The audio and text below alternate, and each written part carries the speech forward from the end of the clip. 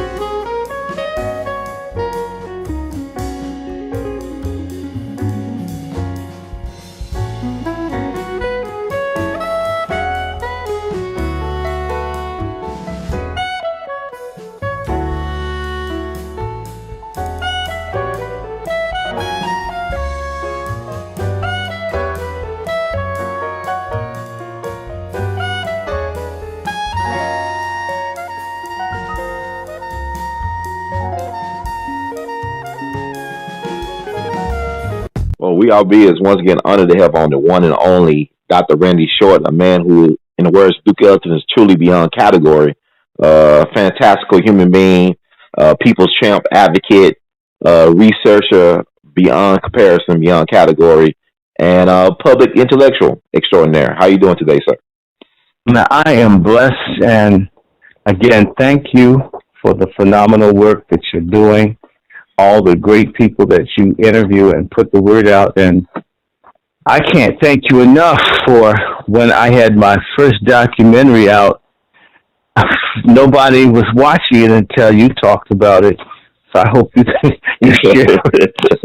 Tell them about 2 more documentaries that I'm featured in. And I'm actually hoping that people are following and supporting and PayPaling and Patreoning you, because we can do anything with resources. The scriptures say money answereth all things. So I hope your money is answering the things that you need to advance your dream with We All Be Radio. Thank you so much, Dr. Shaw. We really appreciate that, and we received that blessing. But there's so much stuff to talk about. I mean, it's like we overwhelmed with stuff, a lot of distractions. But it's a lot of truth out there as well, too. And you are one of the truth tellers of our generation.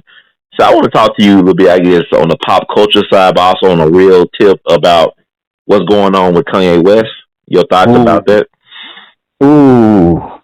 Okay, we're going to get the painful stuff done first. All right, look. My best buddy, when I finished divinity school at Harvard in 91, I had a job with the Post. I worked for the Marriott Corporation, and then I worked for when I was working for Marriott Corporation in 1992, there was a gentleman that I would always hook up. You know, when I worked hospitality, customer service, I always try to do extra stuff for black people to make them feel welcome. Mm-hmm. And part because the people above me didn't like it, so it was my way to spite them. You know, give black folks free stuff, wine. White people do that for white people. Why can't I do that for black people? Okay. And one of the guys that I would do stuff for said, I want you to meet a friend of mine. So I says, okay. And he asked me to go over someplace, the 600 block of Massachusetts Avenue, Northeast. And I was sitting out there and while I was sitting out there, a guy, dude about 5'9", glasses, seemed like a studious type person, came in and we started talking, and his name was Ray. And it turned out Ray was waiting for the same person, and it was some network marketing Ponzi scheme BS that I was doing. This guy's name was Will something. Wanted us in, and we went. I didn't do the little garbage that they did, but I did stay in touch with the guy, Ray, and we talked about politics and race and so forth. And over time, just in the 92, we just talked a lot, and he said, I'm not married.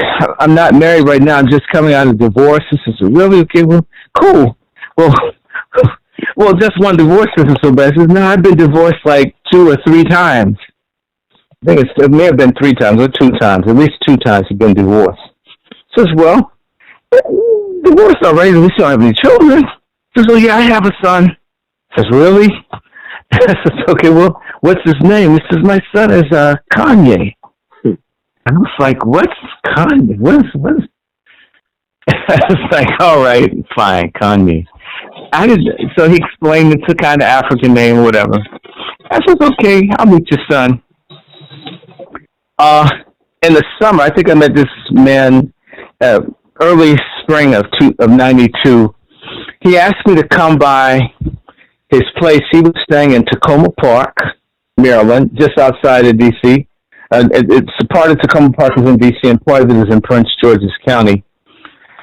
And Ray had gotten a HUD foreclosed condo property.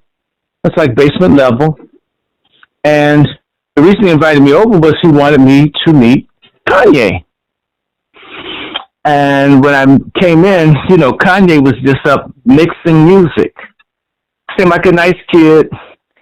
He and his dad were making smoothies because his father, Raymond, was at the American Bible College, I think. It's in Atlanta, Maryland.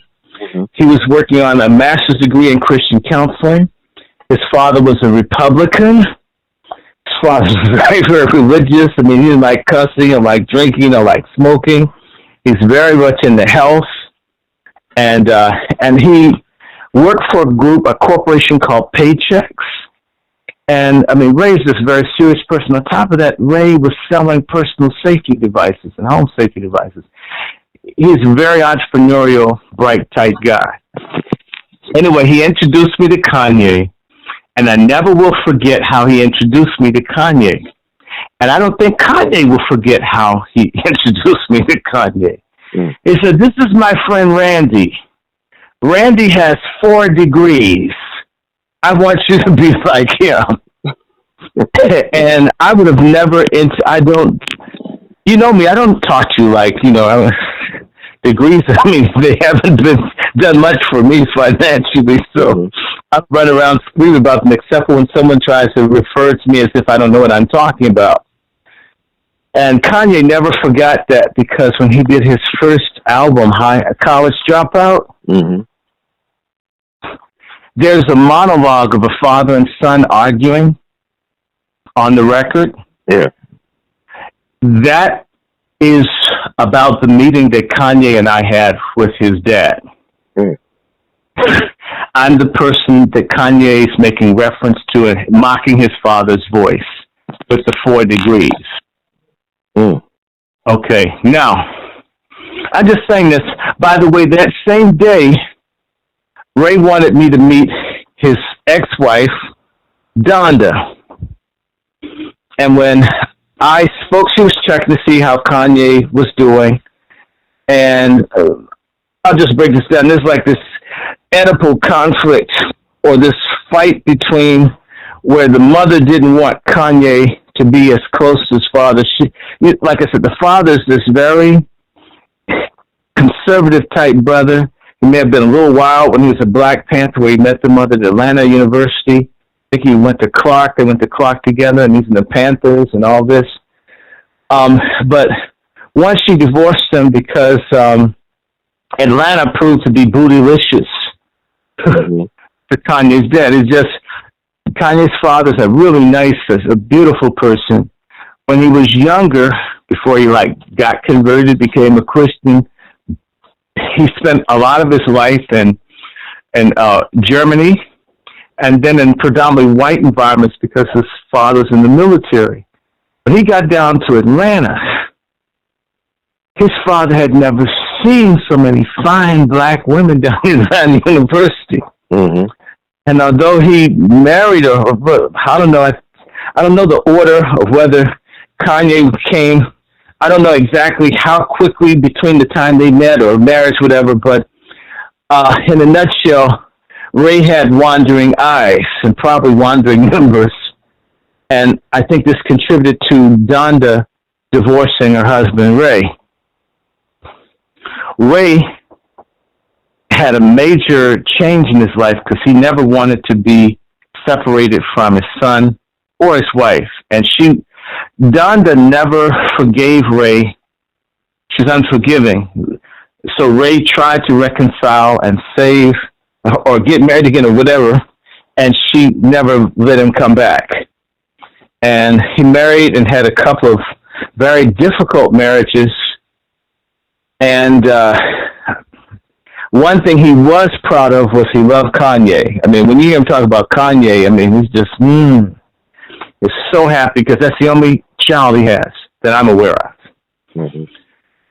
What happened around the time I met Kanye, shortly thereafter, Kanye got deeper and deeper into music, and Ray wanted Kanye to go to school and have a really good education like his mother and his father had. And Kanye was really into rap, hip-hop, producing music. At a certain point, Ray, who trusts me, and I love Ray, he's a good guy, began to tell me he had real fears about Kanye going into the music business. Almost like nightmarish fears. And initially I heard him out, but at a certain point, because Kanye was beginning to do all kinds of stuff, be with P. Diddy, do this, his father and I had arguments for maybe 3 years about Kanye. I was pro Kanye going into the music business. And Ray was saying, you don't know Kanye. I'm his dad. Kanye's going to just go off the deep end if he gets in that business. And I was saying to his father, look, Ray, in a sense, the eras when you were with his mom put you in a position where the mothers taught him to disobey you or to be rebellious against you. And if you try to counter his desire to make it in the music business, it'll only push him further from you. You have to embrace his interest in music as a means to have a place of reaching your son where she can't pit you against your boy. And if you believe in God and you have faith, then we can pray and support and get close to Kanye. Maybe we can prevent him from going off the deep end like you fear. But if that's in his mind and his heart, he's going to do it. And we had this argument for years. I mean, it got really heated. And Ray, you can't stop people's dreams based on your fears. And I says, well, you don't know Kanye. I says, I don't. But I do know when people are determined to do something, the last person they want to hear tell them no is a divorced parent. He's going to do this. I said, you've got to put structure to keep him from going off the deep end. He's already set in his mind he's going to do it. Look in his eyes. You're his daddy, right?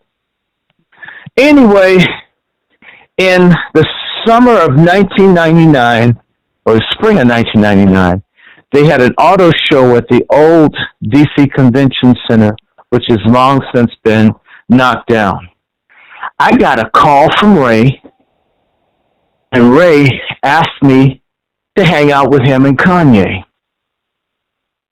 And so we rode over in their convertible to the convention center, looked at all the cars. Since I can't drive, an auto show ain't that interesting to me. And then all of a sudden, we got down to what the issue was. Ray driving, sitting in the back of the car with Kanye driving, proceeded. Well, no, I think I was in the back. Maybe I'm somewhere. Anyway, what happens, Ray tells me Kanye wants to go into the business, and I'm telling him he can't go. And I want you to tell him not to go into the business. And I says, Ray, I already told you I'm not against a person doing what they feel is best, provided it's not negative. And Ray was just like putting it down about how his feelings were. And so I'm in the middle of Kanye, who I don't know as well, and his father, who come to my house. We go to movies, go to church together. We go and work in the homeless shelter. I mean, he's a really good man, Ray. And Kanye, I think to check stuff, he says, I just want you to hear something. And he put a tape in the, remember the audio tapes? He had an audio tape. And it was, I think it's called Lovely Senorita. I'll never forget hearing it. Mm-hmm. He was rapping, and he had these Spanish guitars and stuff mixed in, and it was beautiful. And I told him, stop the music. And Kanye got upset. And I said, no, I didn't tell you to stop because I didn't like it. I said, Kanye, you're going to have more Grammys than Stevie Wonder. You're going to be in the top 3. Your first album's going to make in the top 3 albums, or top 5. And you're going to be the best rapper, best known in the world, very shortly. Okay? Everything's going to be platinum for you. I says, believe that. Take my word. I don't compliment people. I think you know that about me, Herd. I don't like you, and I hate. It's just, and I told Kanye, you're going to be one of the greats. And your father's going to have to cope with that. I said, so Kanye, we have a problem. You've got your dreams, and your father has his paternal religious reservations. And these are in conflict. And I've been put in a very odd place because I really don't like hip-hop in general. But I just love what I heard you play. I haven't heard anything this good since the old school stuff. And I know you're just aching to disobey and rebel against him, practically anything he says. And at the same time, I don't want him to stifle or stymie you. So I says, well, look, Kanye, let's make a deal. First and foremost, your father's main reservations isn't with you being a musician, Kanye. Your father doesn't want you to become an embarrassment to black people and to disgrace your father and your mother and your people, making and doing a lot of ignorant things that are unbecoming of how you were brought up. Okay? I told him, I went to UVA with people who lived in $500,000, $1 million homes, who went around acting like gangsters, and yet somebody like me from working class D.C. that lives in one of those thin townhouses where you can hear the people having sex next door, they would look down on where I live in Edgewood or Eckington in D.C., But yet on the campus, they're coming across like they're thugs, like their parents didn't go to Stanford or to Syracuse. And Ray doesn't like this, and I hate it too. But Kanye, you still want to do this music thing. So here's what I'm going to do, Kanye. Okay? If you promise me that you're not going to be calling folks hoes and bitches and pretending like you grew up in the projects when you're a little preppy from suburban Chicago, and you're not running around tripping on booties, toasting drugs, I am willing to go against your father for you. But I need your promise that you're not going to make black folks or yourself or your mother, your father look stupid. That you're not going to get on drugs. You're not going to be a hoe. You're not going to be a homosexual. And that you're going to have some dignity. I mean, nothing wrong with music, but nobody needs any more of this perverse filth out here. Am I making myself understood that I'm not against you? I'm not an old humbug brother trying to stymie your game. And his father was mad. I says, I'll fight him. I know how to deal with him. but I need you to really say something to the people. And Kanye was listening. And I says, Kanye, look, hip-hop is bankrupt. It's not saying anything like it used to. It's been hijacked. But what you could do before you break out is take some time to think about doing some concept albums so when you first come out, you got something saying where everybody's listening. Are you familiar with concept albums? I began to talk to him about concept albums. There's a concept album, Love is the Thing, right? Nat King Cole. Marvin Gaye, What's Going On? Stevie Wonder's, Innovisions, Music of My Mind, Musicarium, Songs the Key of Life. I mentioned the Beatles.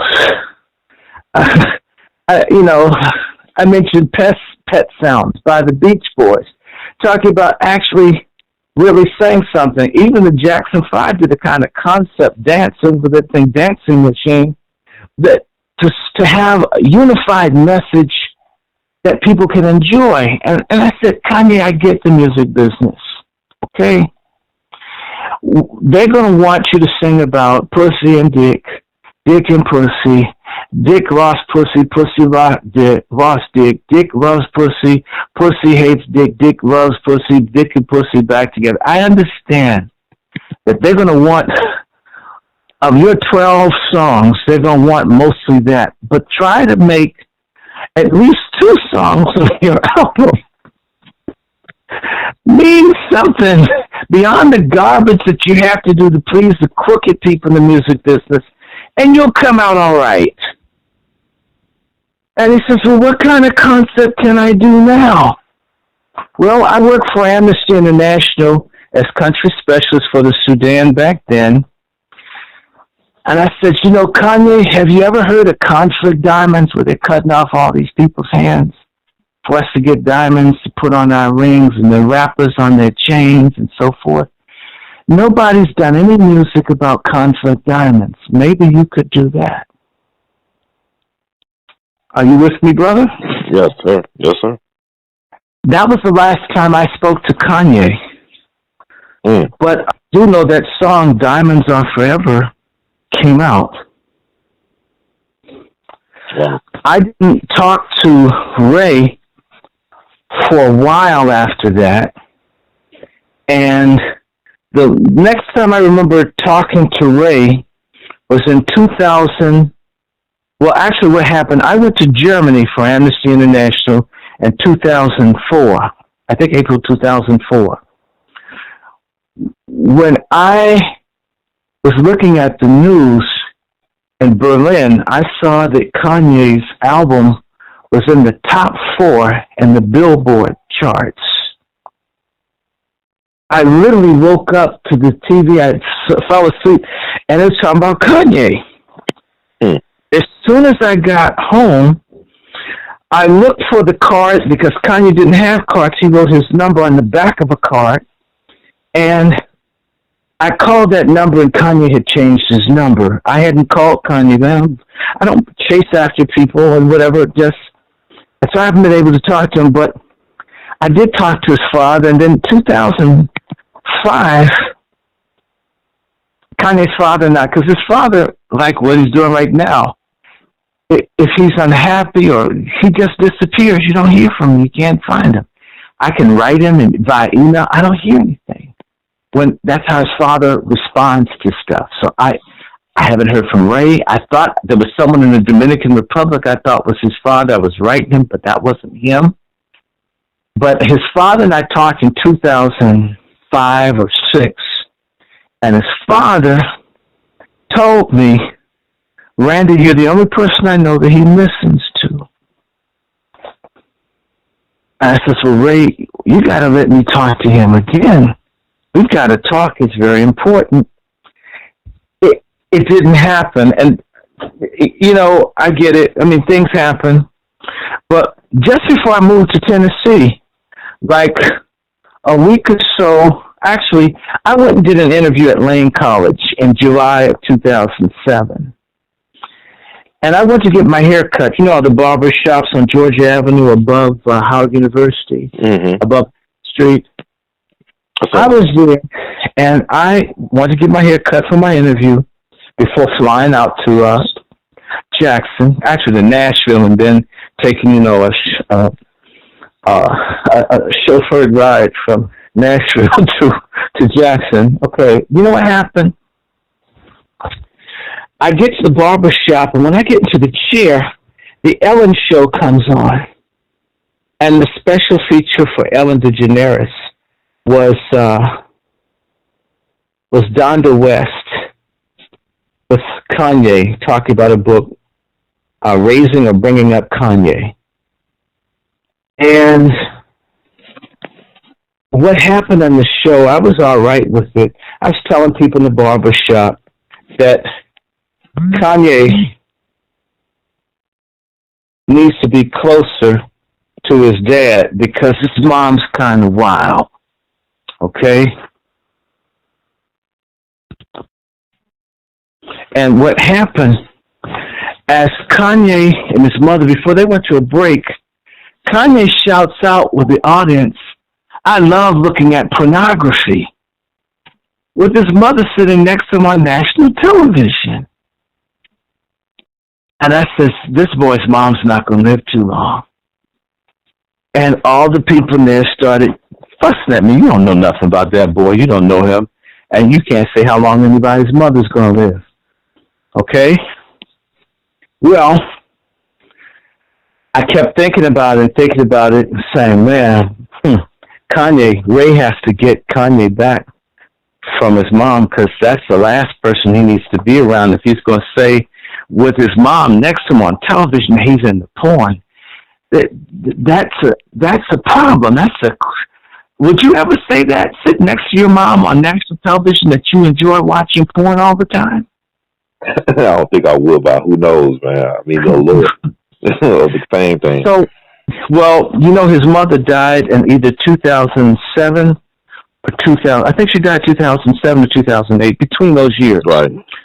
Okay.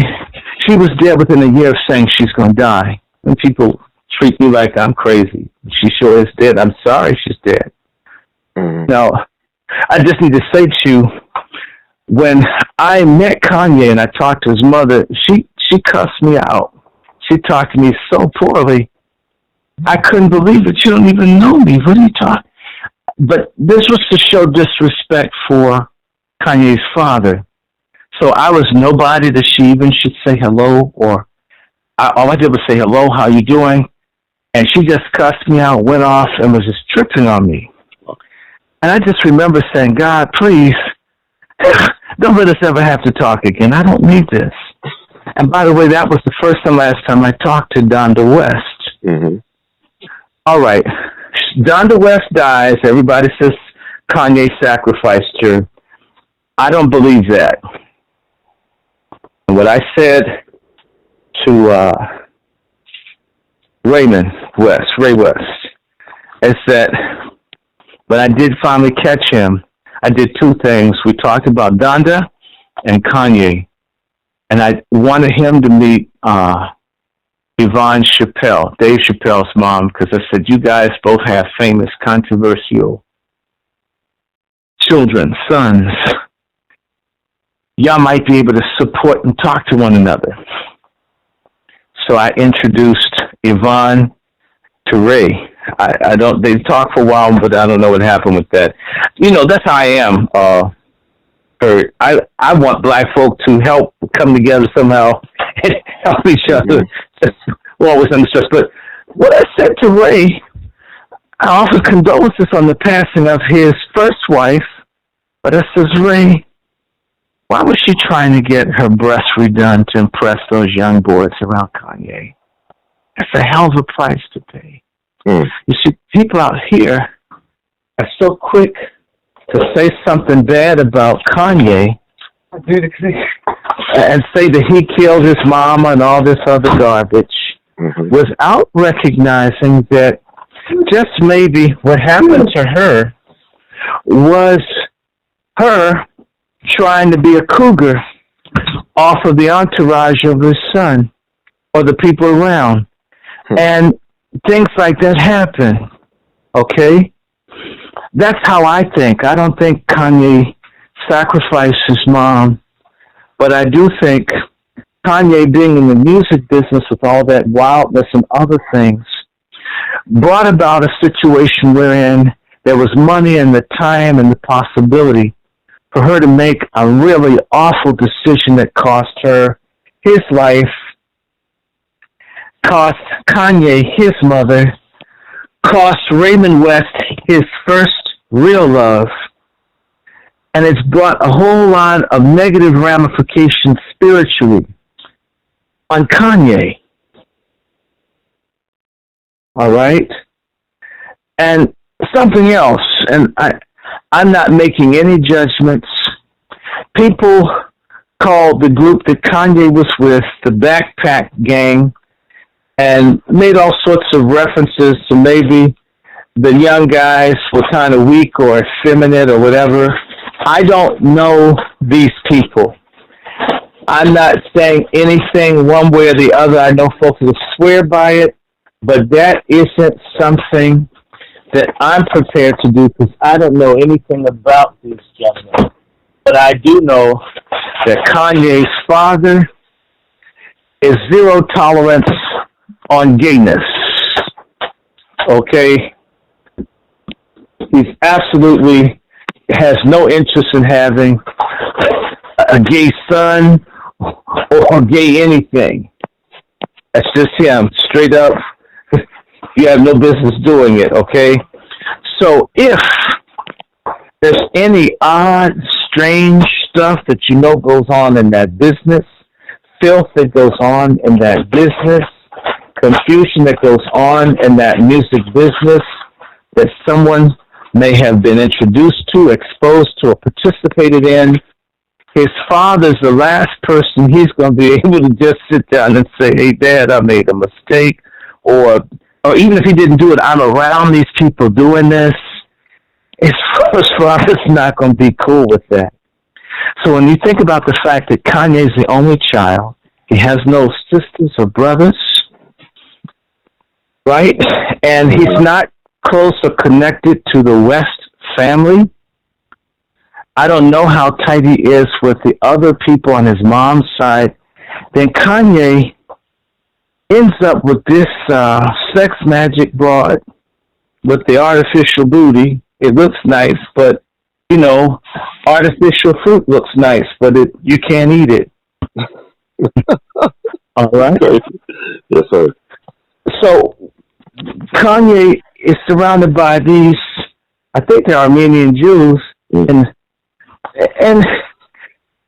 these folks aren't good for the man's soul. I'm not trying to bust up anything. If you got to be with at least she's a kind of attractive Becky, but these people are nothing like the non-denominational fundamentalism of his dad.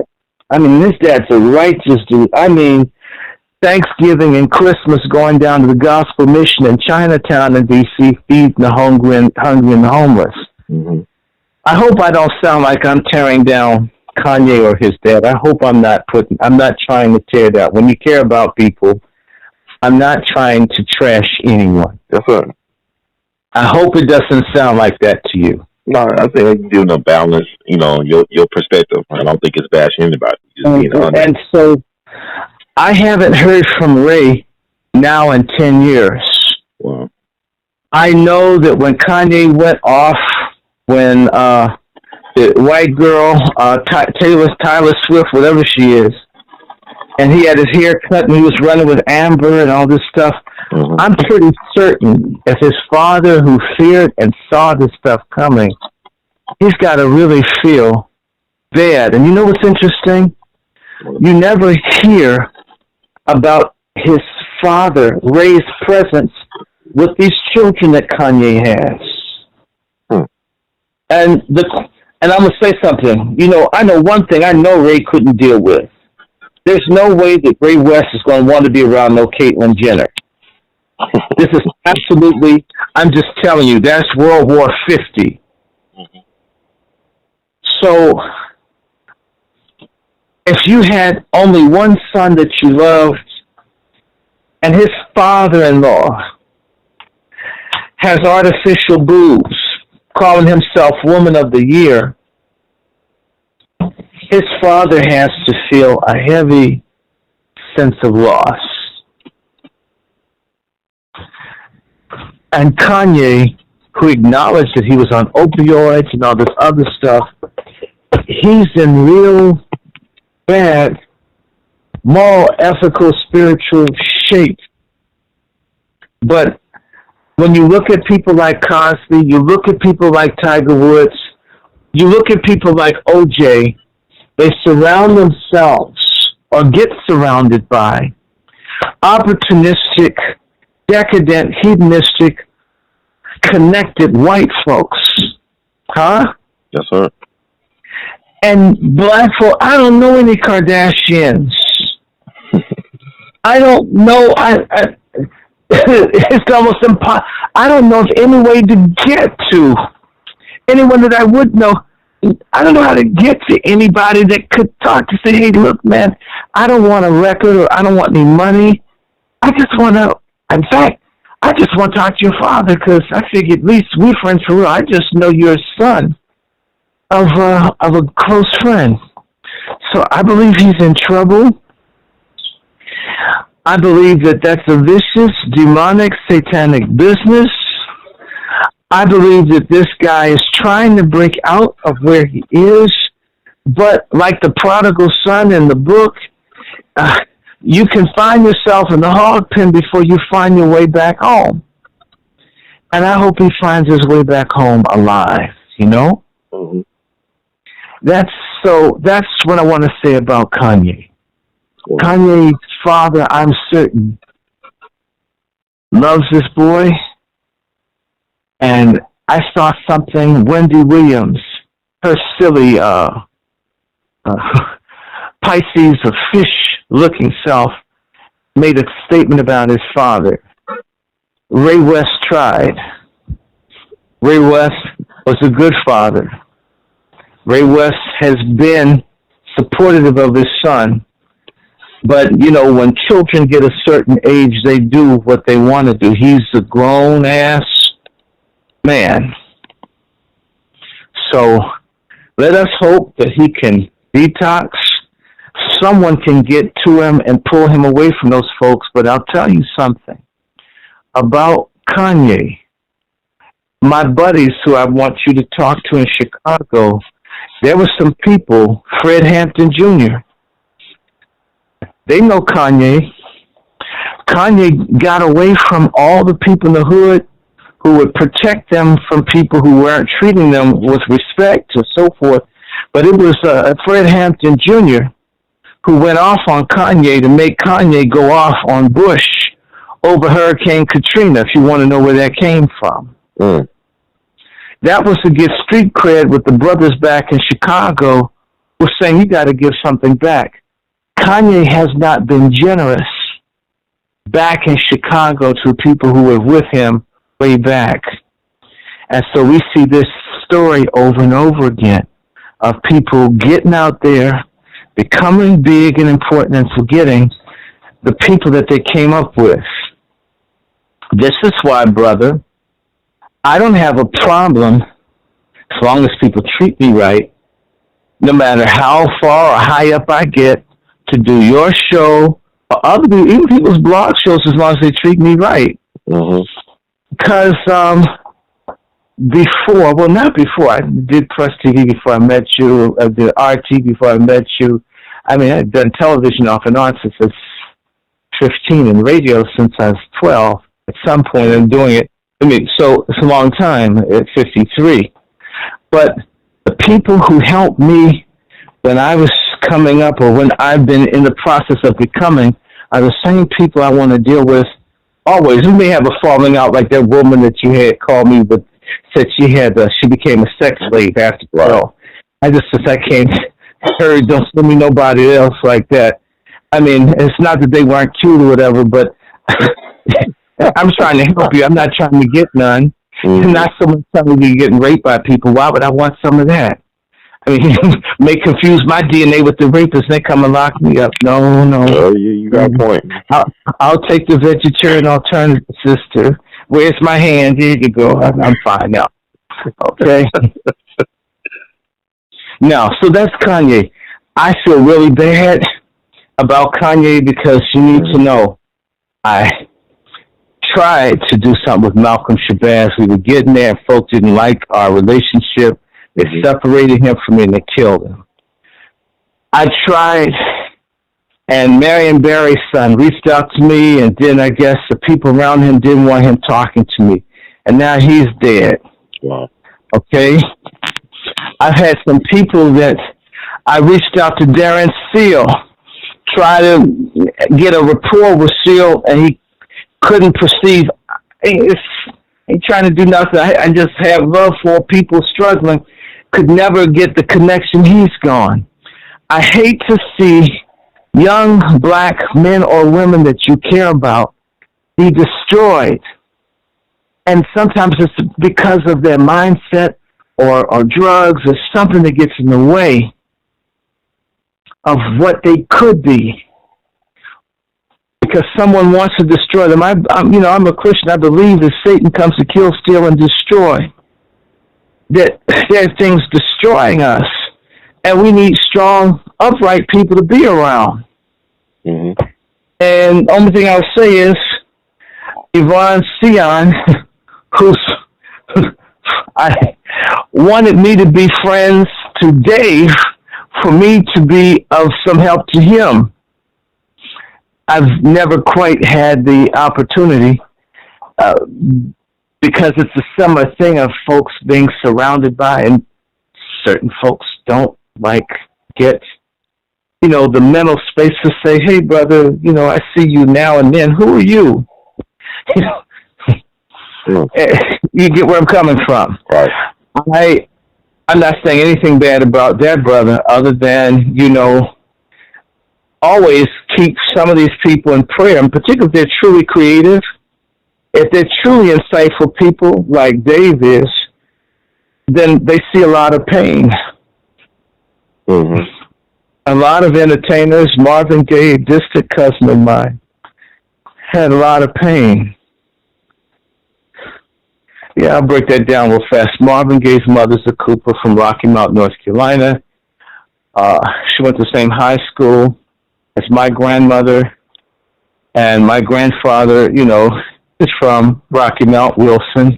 The Coopers are our family, so yeah, Marvin Gaye's my cousin to his mom. Okay. Can't sing as well as him, but you know what made it freaky? My auntie is Kim Weston that used to sing with Marvin. You have to have her on your show. I'm going to give you her number. Okay. And it blew my mind. This is real talk. When she came to our family reunion, because my uncle named his first daughter for Kim Weston, and it turns out my cousin Kim, short elder, looks just like Kim Weston. Imagine naming someone for someone, the child turns out looking like them as an adult. And I was talking to her Kim the other day, and when Kim was here, 2011, Kim told me, she came and woke me up because we were sharing the same hotel room, and says, I'm so glad you had me come to your family reunion. I really like your mother. And I'm like, okay. And I want to tell you something about yourself and your family. So I'm like, okay. She says, I really like your mother. Says, why? That's just because your mother reminds me of my best friend in the 60s. Says, well, who's that? Mrs. Gaye. And I says, my mother doesn't look like Marvin Gaye's mother. She started yelling at me. I knew her. I used to eat her fried chicken. Your mama and Mrs. Gaye could be twins when they're the same age. Says, now something else I want to say to you. You are like Marvin Gaye. You have a conflict. There's a conflict between your father and you over your mother. Wow. And it's like, oh my God. Well, there's some of that, a little truth in that. And she says, your family's just like Marvin Gaye's family. It's kind of true. In fact, my father was friends to Marvin Gaye's dad, the cross dresser. Okay, your dad didn't cross dressing like that, right? He didn't do that. No, my dad was no. My dad wasn't a cross dresser. And Frankie Gay, Marvin Gaye's younger brother, was in my father's singing group and Bible study group. Went to the same high school, Spingarn High School. Okay. So, they are cousins. Wow. Okay.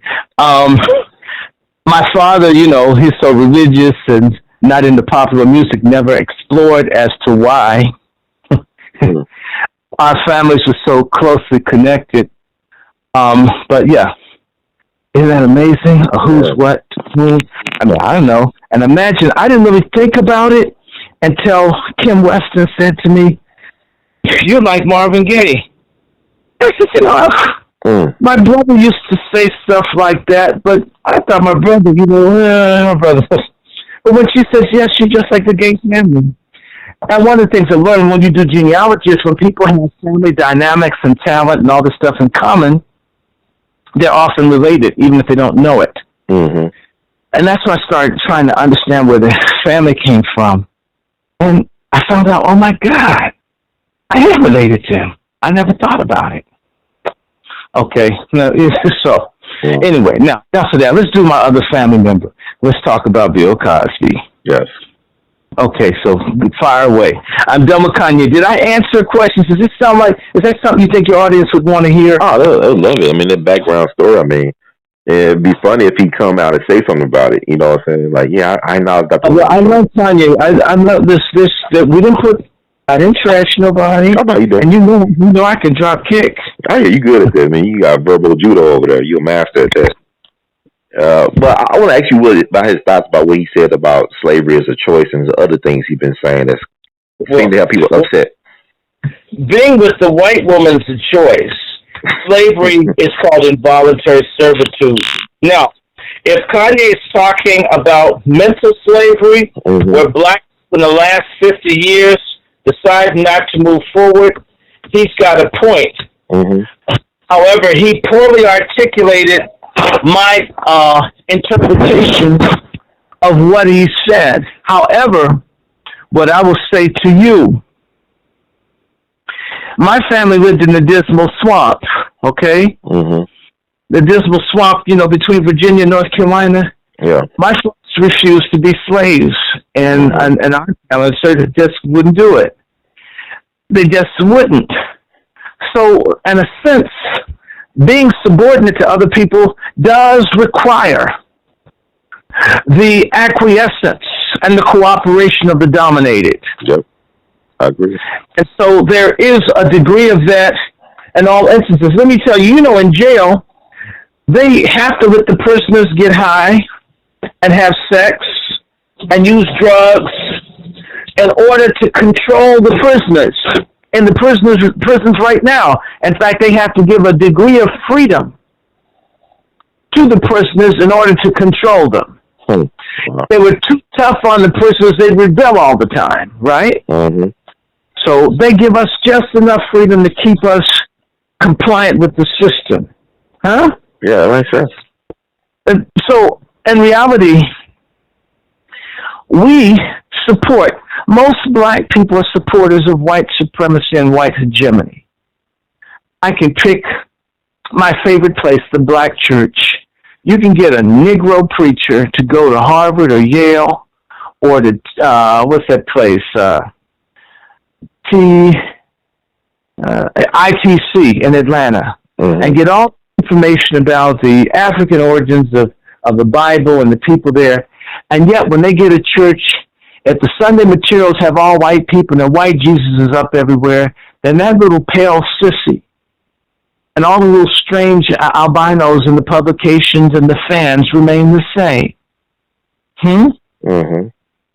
Nobody white made them have those fans. Nobody white made them have that literature. Nobody white made them have the iconography in their church. Not now. But you can go in black church and almost everything's white. Except for the devil. Okay? And I can go on and on. Ebony Magazine, 1969, put a black Jesus on the cover. Ebony almost went out of business. Black people are so angry. How dare you? So, a lot of people In the words of the friend of Superfly, was I'm a slave, but I'm a rich-ass slave, before he called up the white folks to have Superfly killed, or attempt to have him killed. Black folks are happy to be rich-ass slaves, most of us. So, in that instance, I agree with Kanye. And if it made a lot of black people angry, especially the coons, I'm glad he said it. Not so much that I agree with the way it was interpreted, but a lot of black folks, they need to be insulted and slapped around, beat up. But wake up. There's a war going on. And there are too few people doing the fighting for black people's self-defense, self-determination, and freedom. We got a lot of jive, fake people, freeloaders, grifters, passive thugs, riding the fence. We need to electrify that and put a taser up there behind.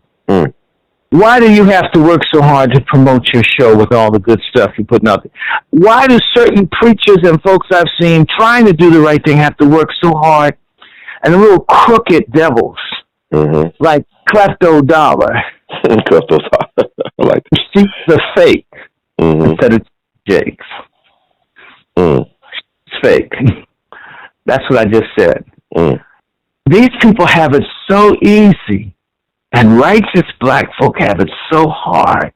You know, Martin Luther King talked about in the book, Where Do We Go From Here, Chaos or Community?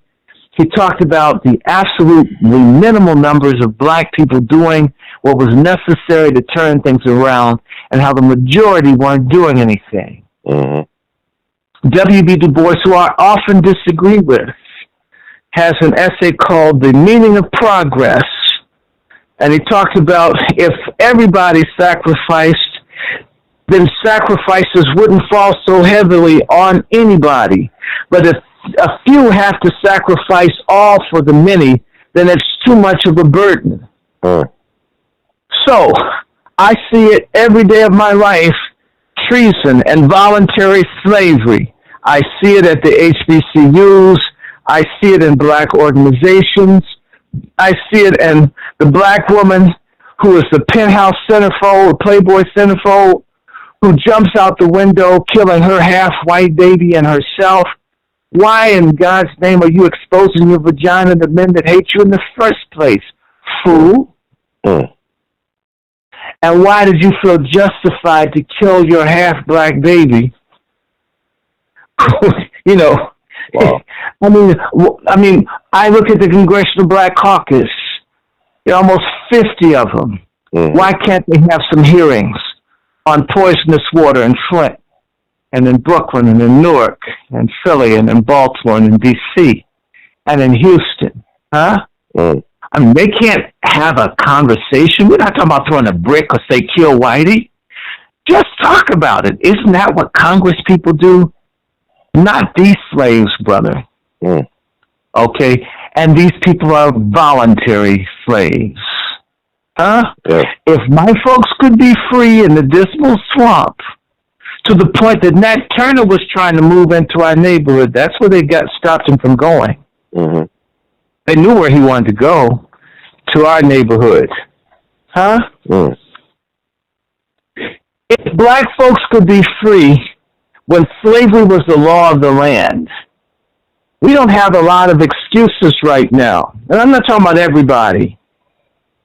But look at some of this. Look at how stupid black people were over OFAGA. They do nothing for us. Yeah, DACA and DAPA, jobs and scholarships and public housing and SNAP for illegal aliens as they dispossess black folks. And I see these coons with Obama T-shirts and paraphernalia. I hope the Klan run up on them. Dummies. I'm glad they have a injunction against his library. In fact, I hope they arrest Obama just for it to traumatize the Boule coons and the Boule wannabes, because a lot of black folks talk bad about the Boule because they not one, not because they hate what they stand for. A lot of black folks, they don't hate racism in general. They hate racism against them. Hate all the rest of them, be nice to me. Discriminate against all the rest of them, but let me in. That's a disgusting trait in black folks. So if Kanye rasped those fools, cool. I just hope it was intelligence and not opioids talking. Mm-hmm.